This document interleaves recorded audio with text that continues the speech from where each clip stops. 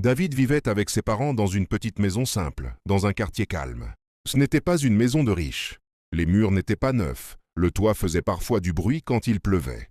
Mais à l'intérieur, il y avait quelque chose de très précieux, l'amour. Ses parents travaillaient dur, très dur. Son père se levait tôt chaque matin, parfois avant le lever du soleil. Sa mère se couchait tard, toujours fatiguée, mais toujours souriante quand elle voyait son fils. Il n'avait pas beaucoup d'argent, mais il faisait tout pour que David ne manque de rien. Quand il fallait choisir entre leurs besoins et ceux de David, il choisissait toujours David. David le voyait, il le sentait. Il n'osait pas toujours le dire, mais au fond de lui, il savait qu'il avait des parents exceptionnels. Le soir, après le dîner, quand la maison devenait calme, ses parents parlaient souvent de son avenir. Ils parlaient doucement, mais David entendait tout. Son père disait souvent, avec une voix pleine d'espoir, « Quand David aura son baccalauréat, on va se battre. Même si c'est difficile, je veux qu'il parte en France. Là-bas, il aura un avenir. » Sa mère n'était jamais d'accord. Elle secouait la tête et répondait, « Non, la France c'est trop compliqué. Le Canada c'est mieux. C'est plus sûr. Là-bas il pourra bien étudier. » Parfois la discussion devenait une petite dispute. Rien de méchant, juste deux parents qui aimaient trop leur fils. David, lui, restait assis dans un coin. Il faisait semblant de ne pas écouter, mais il écoutait tout. Il les regardait se disputer pour lui. Et il souriait. Ce sourire, ce n'était pas un sourire de moquerie. C'était un sourire de fierté. Il se disait dans son cœur, « Ils se battent pour moi, ils rêvent pour moi. » Il savait qu'il n'avait pas une vie facile. Il voyait les difficultés, il voyait les sacrifices. Mais il savait une chose très importante. Il n'était pas seul. Quand il avait peur, sa mère le rassurait. Quand il doutait, son père l'encourageait. Il lui répétait souvent, « Travaille bien à l'école, c'est ton avenir. Nous, on se battra pour toi. » David croyait en ses paroles. Il croyait en ses parents. À ce moment-là de sa vie, David ne rêvait pas encore de richesse. Il ne rêvait pas de grandes maisons. Il ne rêvait pas de voitures. Il rêvait seulement de réussir, pour rendre fiers ses parents. Il ne le savait pas encore, mais ce bonheur simple allait bientôt disparaître. Très bientôt. Mais à ce moment précis, une chose était vraie. David n'était pas riche, mais il était aimé. Ce jour-là, David rentra de l'école comme d'habitude. Son sac sur l'épaule, la tête pleine de pensées. Il poussa la porte de la maison. Le silence. Un silence étrange, trop calme. D'habitude, il entendait la voix de sa mère, ou la radio que son père aimait écouter en rentrant du travail. Mais là, rien. David posa son sac lentement. Il regarda autour de lui. « Ils vont rentrer plus tard », se dit-il pour se rassurer. Il s'assit, il attendit. Les minutes passèrent, puis les heures. Le soleil commença à descendre. La nuit approchait. David commença à s'inquiéter. Mais il se disait encore, « Ils sont peut-être en retard ». Soudain, quelqu'un frappa à la porte. Toc, toc. David se leva rapidement. Son cœur battait fort, mais il souriait déjà. Il pensait que c'était ses parents. Il ouvrit la porte avec un grand sourire. Mais ce qu'il vit le glaça. Ce n'était pas son père. Ce n'était pas sa mère. C'était un policier. L'homme était sérieux. Son regard était lourd. « Bonsoir, tu es bien David ?» David hocha la tête. « Oui, qu'est-ce qu'il y a ?» Le policier prit une petite pause, comme s'il cherchait les mots.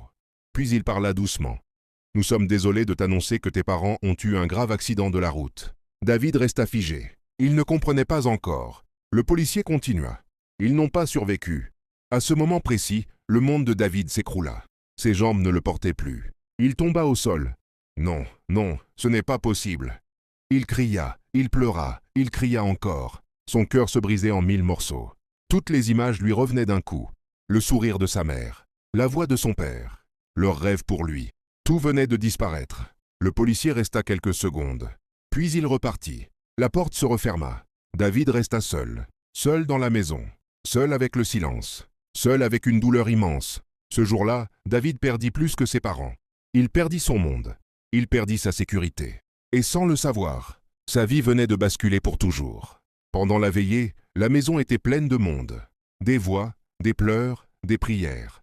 Les oncles, les tantes, les voisins entouraient David. On le serrait dans les bras. On lui parlait doucement. « Ne t'inquiète pas, mon fils. Tu n'es pas seul.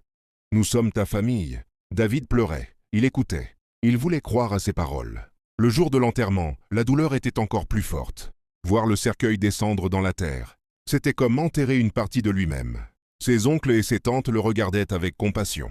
Ils lui répétaient encore, « On va faire tout ce que tes parents faisaient pour toi. Tu es notre responsabilité maintenant. » Ces mots réconfortaient David, un peu. Après l'enterrement, on décida qu'il allait vivre dans la parcelle familiale. là où vivaient déjà plusieurs membres de la famille. On lui montra un petit studio. Une seule pièce, simple, vide. « C'est ici que tu vas rester », lui dit-on. David posa son sac. Il regarda autour de lui. Ce n'était pas vraiment une maison, mais il se disait que c'était temporaire. Les premiers jours, tout semblait normal. Les gens venaient encore lui parler. On lui demandait s'il allait bien. Mais au fond de lui, David sentait quelque chose changer. Les regards devenaient plus froids, les paroles moins nombreuses. Et un soir, seul dans son petit studio, David comprit une chose très claire. Les promesses sont faciles quand la douleur est encore fraîche. Ce jour-là, sans le savoir, David venait d'entrer dans une nouvelle vie. Une vie où il devrait apprendre à se battre seul. Au début, tout semblait encore normal. On donnait à manger à David, le matin et le soir. Ce n'était pas toujours beaucoup, mais c'était suffisant. Et David disait merci, toujours. Il essayait de ne pas déranger, de ne pas demander trop. Il se disait que c'était normal, que tout le monde souffrait un peu. Mais avec le temps, les choses changèrent. Un jour, David rentra de l'école. Il posa son sac. Il attendit l'heure du repas. Rien. Il se dit que le repas serait pour plus tard. Il attendit encore. La nuit arriva. Il n'y avait toujours rien à manger. Son ventre faisait mal, très mal. Alors David se leva et alla frapper chez ses oncles. Il demanda doucement. « S'il vous plaît, est-ce qu'il y a quelque chose à manger ?» On lui répondit sans le regarder. « On n'a rien aujourd'hui. » David retourna dans son petit studio. Mais en marchant, il sentit quelque chose. L'odeur du riz, de la sauce, du repas chaud. Son cœur se serra. Les jours suivants, la même chose se répétait. Il rentrait le soir. Il n'y avait rien. Il demandait. On disait toujours « On n'a rien ?» Parfois, il restait allongé sur son lit, les yeux ouverts, le ventre vide. Il avait faim, mais il pleurait en silence. Un jour, alors qu'il demanda encore à manger, sa grand-mère explosa, devant tout le monde. « À 20 ans, tu ne peux pas chercher ta propre nourriture? Si tes parents t'ont habitué à la facilité, ici ce n'est pas comme ça. » Les mots étaient durs, très durs. Toute la famille était là. Personne ne le défendit. Certains riaient, d'autres se moquaient.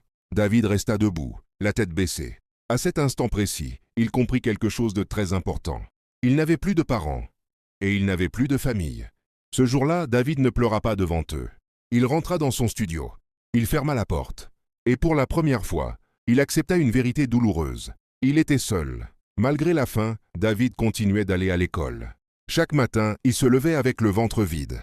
Mais il partait quand même. Il marchait longtemps, la tête lourde, le cœur fatigué. La nuit, quand tout le monde dormait, David pleurait. Pas fort, en silence. Il pensait à ses parents, à leurs rêves pour lui, à leurs sacrifices. Parfois, il se demandait s'il allait tenir. Mais il se disait une chose. Je dois réussir, pour eux. Le jour du baccalauréat arriva enfin.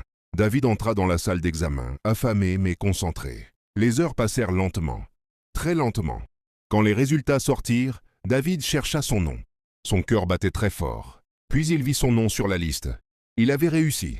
Pendant quelques secondes, il resta immobile. Il n'arrivait même pas à sourire. Il rentra à la maison avec cette nouvelle. Il pensait, au fond de lui, que quelqu'un serait heureux pour lui. Mais quand il annonça qu'il avait eu le bac, personne ne réagit. Quelqu'un répondit même, d'une voix froide. « Il a eu le bac et alors? Ça se mange ?» Ces mots lui coupèrent le souffle. David se retira doucement. Il entra dans son petit studio. Il s'assit sur le lit. Il pleura. Pas parce qu'il avait raté, mais parce qu'il avait réussi, sans personne pour partager ce moment. Il prit son diplôme. Il le regarda longtemps. Puis il le plia soigneusement et le rangea dans une valise. Ce jour-là, David comprit une chose très importante. Le diplôme ne remplit pas un ventre vide. S'il voulait survivre, s'il voulait manger, s'il voulait vivre, il devait travailler. Même si ce n'était pas son rêve, même si c'était dur. Ce jour-là, David fit un choix de survie. Et sa vie prit un autre chemin. Après avoir rangé son diplôme dans la valise, David n'avait plus le choix. Il devait travailler. Très vite, il trouva du travail comme ouvrier sur les chantiers. Ce n'était pas un travail facile. Pas du tout. Chaque matin, David se levait avant le soleil. À 7 heures, il était déjà sur le chantier. Le bruit, la poussière, la chaleur, le soleil tapait fort sur sa tête. Ses mains devenaient dures. Son dos lui faisait mal. Parfois, il avait envie d'abandonner. Mais il continuait. Il travaillait jusqu'à 20 heures. Fatigué, épuisé. Mais pour la première fois depuis longtemps, il mangeait. Ce n'était pas beaucoup, mais c'était gagné, honnêtement. Chaque jour, quand il recevait son petit salaire, David ne dépensait presque rien. Il comptait chaque pièce, chaque billet. Son objectif était clair dans sa tête. Partir en France. Quand le travail devenait trop dur, il se parlait à lui-même. « Tiens bon, c'est pour ton avenir. » Les mois passèrent. 1 mois, 2 mois, puis 8 mois. 8 mois de fatigue, 8 mois de sacrifice. Un jour, David fit le compte de son argent. Son cœur battait très fort. Il avait assez. Assez pour le visa. Assez pour le billet. Ce soir-là, seul dans son petit studio, David s'assit sur son lit. Il regarda le plafond, puis il ferma les yeux. Il parla doucement, comme s'il pouvait l'entendre. « Papa, maman, je vais vous rendre fier. » Ses yeux se remplirent de larmes. Mais cette fois, ce n'étaient pas des larmes de douleur. C'étaient des larmes d'espoir. Pour la première fois depuis longtemps, David voyait une lumière au bout du tunnel. Un soir, après le travail, David rassembla son courage. Il décida d'annoncer la bonne nouvelle à la famille. Ils étaient assis dehors, comme d'habitude. Ils discutaient, ils riaient. David s'approcha et dit simplement « J'ai mon visa.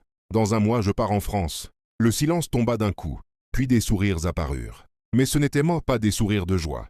C'étaient des sourires étranges, forcés, froids. « Ah bon, c'est bien ça. » David les regardait un par un.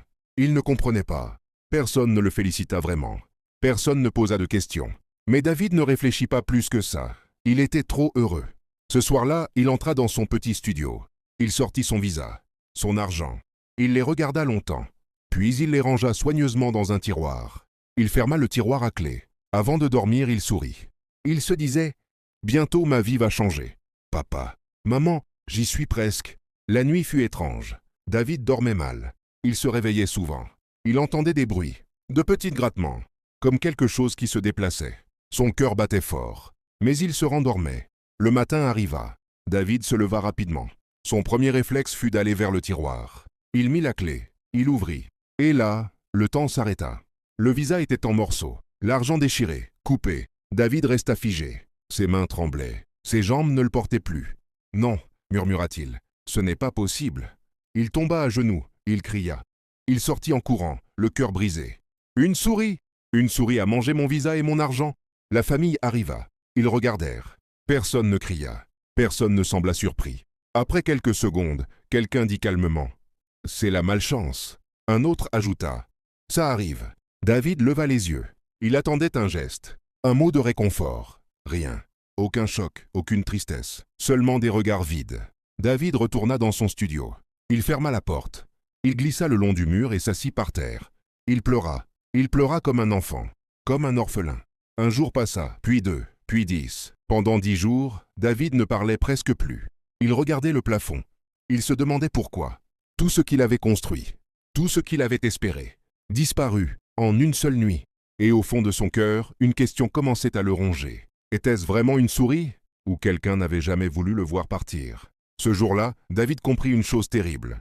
Tout le monde ne supporte pas ta réussite, surtout quand elle commence à naître. Et cette erreur, avoir parlé trop tôt, venait de lui coûter presque toute sa vie. Après ce qui s'était passé, David n'était plus le même.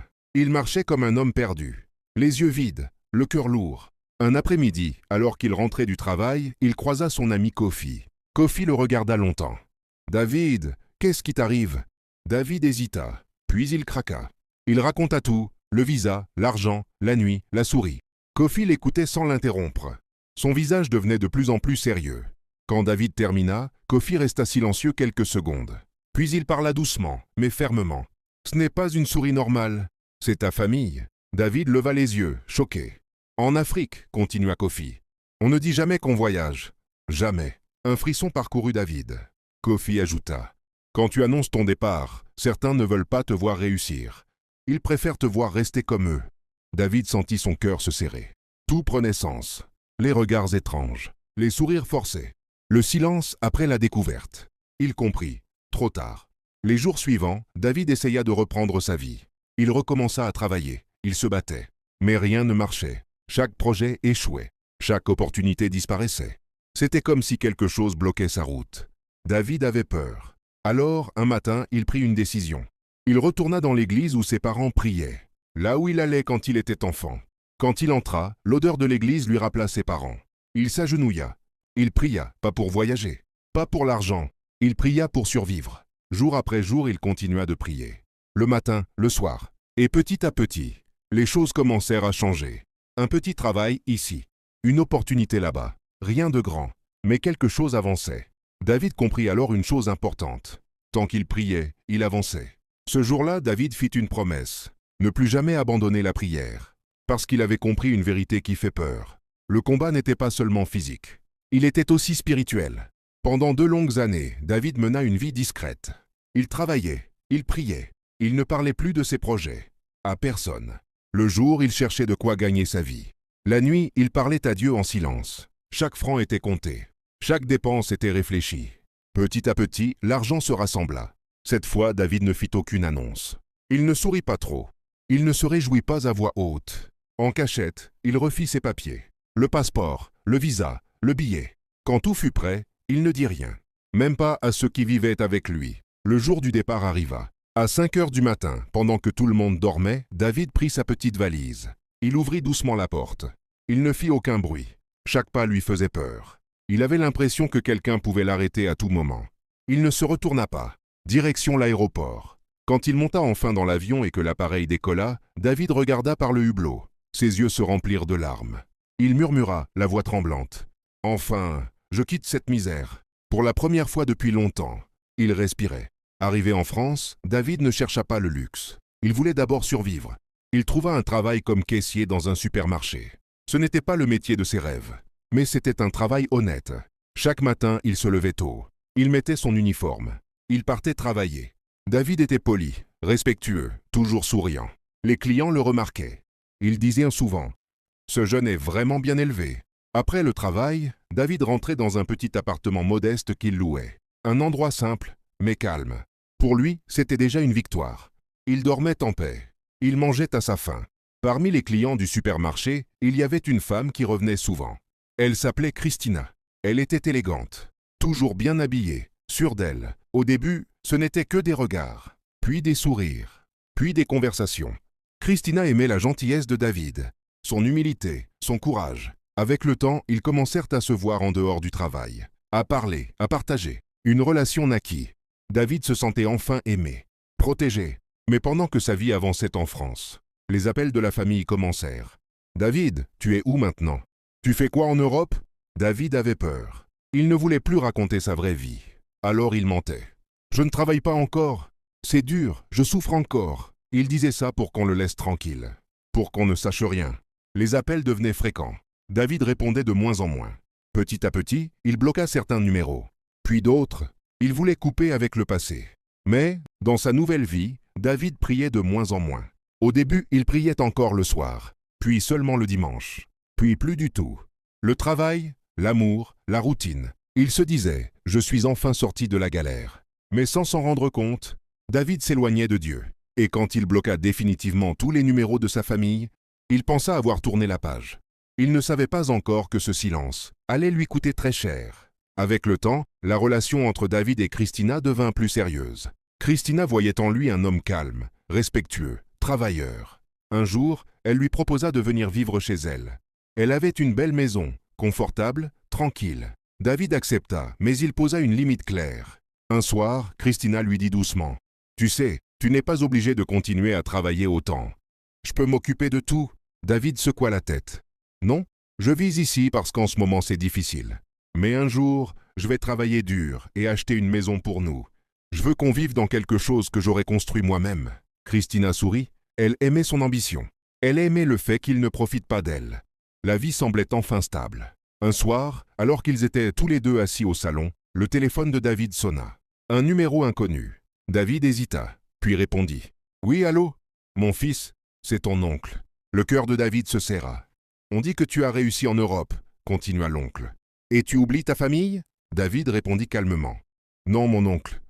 Je me cherche encore. Je n'ai pas encore réussi. » L'oncle changea de ton. « Même si tu te cherches, aide-nous un peu. Envoie de l'argent. » David baissa les yeux. « Je n'ai rien. » Un silence lourd suivit. L'appel se termina sans réponse. Christina, qui avait tout entendu, le regardait sans parler. Son visage était choqué. Après un long silence, il lui expliqua tout. Son enfance, la mort de ses parents, la famille, la faim, la prière, la jalousie, la peur. Christina était bouleversée. « Je croyais que la sorcellerie, c'était juste des histoires. Des mensonges ?» David répondit doucement. « Chez moi, en Afrique, c'est une réalité. Tout le monde n'est pas content quand tu veux t'en sortir. » Christina resta silencieuse longtemps. Quelques jours plus tard, Alors que David pensait que le pire était derrière lui, quelque chose d'inexplicable arriva. Ce matin-là, la maison était silencieuse, trop silencieuse. Christina était déjà partie travailler. David était seul. Il se leva comme d'habitude. Il entra dans la chambre. Il s'habilla lentement. Rien d'étrange, rien d'anormal. Mais au fond de lui, il sentait une oppression. Comme si l'air était plus lourd que d'habitude. Il mit sa veste. Il inspira profondément. David prit une grande inspiration, posa la main sur la poignée et ouvrit la porte pour sortir. Il sortit, simplement. Il fit 2 pas. Puis il s'arrêta. Quelque chose n'allait pas. Le sol sous ses pieds, ce n'était pas le même. David baissa lentement les yeux. De la poussière. Il releva la tête. Son cœur se serra. Il n'était plus devant la maison en France. Il était debout, dans la cour familiale. En Afrique, dans son pays, la même cour, les mêmes murs usés, le même espace qu'il connaissait par cœur. Comme si la porte qu'il venait d'ouvrir ne menait plus au même monde. David resta immobile. « Non », murmura-t-il. Il se retourna doucement. Derrière lui, il y avait la porte de son ancien studio, exactement comme avant. Son cœur commença à battre très fort. Ce n'est pas possible. Et c'est là qu'il les vit. Sa famille, toute sa famille, debout devant lui, silencieuse, le regard fixe. Personne ne criait, personne ne bougeait. Puis une voix brisa le silence. « Pourquoi tu ne réponds plus à nos appels ?» Une autre suivit. « Pourquoi tu nous as oubliés ?» Puis une troisième. « Pourquoi tu es parti sans rien dire ?» David recula d'1 pas. « Non, je viens de sortir de chez moi. » Sa voix tremblait.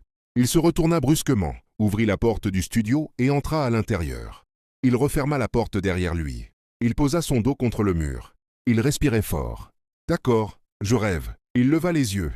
Le studio était là, exactement comme dans ses souvenirs. Le lit, la table, les murs. Mais quelque chose manquait. Ses affaires, son sac, ses vêtements. La panique monta d'un coup. David sortit du studio en courant. Il traversa la parcelle. Il courait sans réfléchir, jusqu'à chez Kofi. Quand Kofi ouvrit la porte et le vit, son visage se figea. « David, mais tu étais en France ?» David éclata en sanglots. « J'ai ouvert la porte. Je sortais pour aller travailler. Et je me suis retrouvé ici. » Kofi ne rigola pas. Il ne douta pas. Il posa une seule question. « Tu priais encore ?» David baissa la tête. « Non, je pensais que tout allait bien maintenant. » Kofi soupira lentement. « Quand tu étais pauvre, tu priais. Quand Dieu te protégeait, tu tenais. Mais quand ta vie a commencé à marcher, il marqua une pause. Tu as relâché la protection. » David tremblait. Avec le téléphone de Kofi, David appela Christina. Ses doigts tremblaient tellement qu'il faillit laisser tomber l'appareil. La ligne sonna. 1 fois, 2 fois. « Allô ?» La voix de Christina était normale, calme. Elle ne se doutait de rien. David avala sa salive. « Chérie, je suis en Afrique. » Un silence brutal. « Pardon ?» répondit Christina. « Tu es où ?»« En Afrique » répéta David, la voix brisée. Christina éclata de rire, mais ce n'était pas un rire joyeux. « David, arrête tes bêtises. Je viens de sortir de la maison. »« Tu étais encore là ?» David parla vite, paniqué. « Je sais. Je sortais pour aller travailler. J'ai ouvert la porte et je me suis retrouvé ici. » Christina changea de ton. « Donc attends, tu veux me dire que tu t'es téléporté ?» Puis sa voix devint dure. « Dis la vérité, David. Tu as pris mon argent et tu as fui en Afrique, c'est ça ?» David sentit son cœur se briser. « Quoi ? Non !» Christina continua de plus en plus énervée. « Tout était normal hier. Et là tu m'appelles d'Afrique ? Tu crois que je suis stupide ?» David se mit à pleurer. « Je t'en supplie, écoute-moi. Je n'ai rien volé, je n'ai rien pris. Alors explique-moi comment tu as payé le voyage » cria Christina. « L'avion, l'aéroport, le billet » David cria presque à son tour. « Je n'ai pas voyagé en avion. Regarde dans la maison. Tout est là. » Il parlait vite, en pleurant. « Mes vêtements sont là. L'argent est là. Les papiers sont là. Même mon téléphone est resté à la maison. » Christina se tut. On entendit seulement sa respiration. Elle regarda autour d'elle. Le salon, la chambre, les affaires de David. Tout était là, exactement comme il l'avait dit. Sa voix changea. « Attends, tu veux dire que tu es parti sans rien ?» David sanglotait. « Oui, je te jure, je n'ai rien sur moi, même pas mon passeport. » Un long silence s'installa. Puis Christina parla plus doucement, presque effrayée. « J'ai grandi en France. On m'a toujours dit que ce genre de choses n'existait pas. » Elle hésita. « Mais là, je crois que l'Afrique n'est vraiment pas un continent comme les autres. » David ferma les yeux. Ce soir-là, il s'agenouilla, seul, épuisé. Il pria comme il n'avait plus prié depuis longtemps. « Pardon, Seigneur, j'ai cru que j'étais arrivé. J'ai oublié de te mettre en premier. Donne-moi une seconde chance. » Le lendemain, Christina essaya de lui envoyer de l'argent pour qu'il revienne. Une première fois, échec. Une deuxième fois, l'argent partit, mais n'arriva jamais. Encore et encore. Toujours rien. Christina pleurait en France. David pleurait en Afrique. Ils comprirent alors tous les deux une chose terrible. Ce n'était pas une simple histoire de billets ou d'argent. C'était un combat plus profond, invisible. Et David venait seulement d'entrer dans la partie la plus dangereuse de sa vie. À partir de ce jour-là, David ne dormit plus normalement. Chaque nuit, dès qu'il fermait les yeux, les cauchemars revenaient. Toujours les mêmes visages, toujours les mêmes voix. Ses oncles, ses tantes, ses grands-parents. Ils étaient là, autour de lui. « Tu ne repartiras plus jamais en Europe. Tu vas souffrir ici. Tu vas mourir ici. » David se réveillait en sursaut, en sueur, en larmes. Parfois, il criait. Parfois, il restait assis longtemps dans le noir, le cœur battant très fort. Les jours passaient. Les nuits devenaient de plus en plus dures. Un matin, David n'en pouvait plus. Il se leva et alla voir le pasteur de l'église où ses parents priaient autrefois. Quand il entra dans le bureau du pasteur, il éclata en sanglots. Il expliqua tout, les cauchemars, la famille, le blocage, le retour mystique. Le pasteur l'écouta longtemps, sans l'interrompre. Puis il parla, d'une voix grave. « Il y a trop de sorciers dans ta famille. Ils n'ont jamais voulu te voir réussir. » Il fit une pause. « Ce sont eux qui ont aussi provoqué la mort de tes parents. » Ces mots frappèrent David comme un coup de poing. Le pasteur continua. « Tu ne dois surtout pas arrêter de prier. Pour sortir de leur emprise, il faut un combat spirituel. » Puis il ajouta. « Tu dois faire un jeûne de prière pendant 1 mois. » David hésita quelques secondes. Puis il répondit. « J'accepte. » Pendant ce mois-là, David alla vivre chez Kofi. Kofi l'hébergea. Il partagea sa nourriture avec lui. Chaque jour, David priait. Chaque nuit, il priait encore. Il jeûnait, il pleurait, il demandait pardon. Parfois, des membres de sa famille venaient chez Kofi. Ils demandaient à le voir. David refusait. Alors il repartait en riant. « On a déjà bloqué ta vie. Tu ne feras rien. » Mais David continuait, jour après jour, sans abandonner. Au bout d'1 mois de jeûne et de prières intenses, le pasteur appela David. Il le regarda et dit calmement. « Dieu t'a pardonné. Il va maintenant te protéger. » David sentit quelque chose de lourd quitter son cœur. Le pasteur ajouta. « Si tu as l'argent, tu peux repartir en France ?» Pour la première fois depuis longtemps, David respira vraiment. Il comprit que le combat n'était pas fini, mais qu'il n'était plus seul. Ce jour-là, David sentit au fond de lui que quelque chose avait changé. Il n'avait plus peur. Il se sentait enfin protégé. Il prit son téléphone et appela Christina. « Chérie, Dieu m'a protégé. Je sens que je peux repartir. » Christina resta silencieuse une seconde, puis répondit avec émotion. « Dieu soit loué. » David continua doucement. « Si tu envoies l'argent maintenant, je pourrai revenir. » Christina accepta sans hésiter. Puis David ajouta, un peu gêné. « J'ai une autre demande. Est-ce que Kofi peut venir avec moi? Il m'a hébergé, nourri, aidé quand tout le monde m'a abandonné. » Christina réfléchit quelques secondes. Puis elle dit simplement, « D'accord, il mérite aussi une chance. » Le soir même, David alla voir Kofi. « Prépare tes papiers. On va en France ensemble. » Kofi resta figé. Puis son visage s'illumina. « Vraiment ?» David sourit. « Vraiment. » Quelques jours plus tard, ils étaient à l'aéroport. Les agents regardaient David avec étonnement. « Mais on vous croyait déjà en France ?» David répondit calmement. « C'est compliqué. » Ils expliquèrent brièvement. Les agents se regardèrent, choqués. Puis ils laissèrent passer. L'avion décolla. David regarda le ciel. Cette fois, sans peur. Quand il arriva en France et qu'il revit Christina, il ne put se retenir. Il pleura. Des larmes de joie, des câlins, des bisous. Après tout ce qu'il avait traversé, David était enfin revenu, libre, debout, en paix. 5 ans ont passé. Aujourd'hui, la vie de David a changé, vraiment changé. David vit avec Christina. Il a acheté la maison de ses rêves. Ils ont construit une famille. Ils ont 2 enfants. Une maison remplie de rire, de paix, de stabilité. David a réussi sa vie, pas seulement avec l'argent, mais avec la foi. Grâce au travail, à la discipline et à la prière, il est devenu riche. Pas riche comme avant, dans l'illusion. Riche d'une réussite propre. Avec le temps, David a trouvé la force de pardonner à sa famille. Il ne nourrit plus de haine. Mais il a appris une chose importante. Pardonner ne veut pas dire se rapprocher. Il évite sa famille. Il a changé de numéro de téléphone. Il protège sa paix. Kofi aussi a changé de vie. En France, Kofi est enfin libre. Libre de respirer. Libre d'espérer. Un jour, les larmes aux yeux, Kofi a dit à David « Merci. Sans toi, je serais encore bloqué. » David l'a serré dans ses bras.